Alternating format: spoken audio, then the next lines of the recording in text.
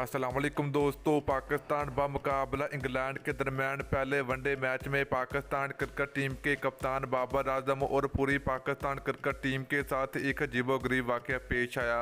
तो दोस्तों, जब इंग्लैंड क्रिकेट टीम के कप्तान बेन स्टोक्स ने टॉस जीतकर पहले बॉलिंग करने का फैसला किया तो पाकिस्तान क्रिकेट टीम को ये नहीं था पता कि इंग्लैंड की जो बी टीम, इतनी कमज़ोर टीम पाकिस्तान क्रिकेट टीम की बैट 11 को तहस नहस कर देगी। तो दोस्तों, बहुत ही बड़ा वाक़या पाकिस्तान टीम के साथ आया। तो मुकम्मल तफसील आप लोगों को इस वीडियो में मिलेगी।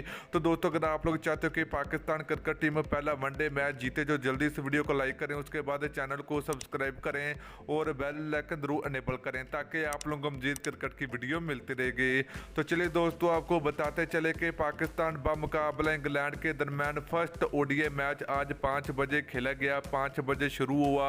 तो दोस्तों, इंग्लैंड क्रिकेट टीम के कप्तान Ben Stokes England cricket team की जानब से कप्तानी कर रहे हो। पहली मरतबा इंग्लैंड क्रिकेट टीम की जानब से बेन स्टोक को कप्तानी मिली। तो मगर बेन स्टोक को कप्तानी मिलने के साथ टॉस जीतकर पहले बॉलिंग करने का फैसला किया तो ये पाकिस्तान क्रिकेट टीम के लिए काफ़ी ज़्यादा नुकसानदेह साबित हुआ।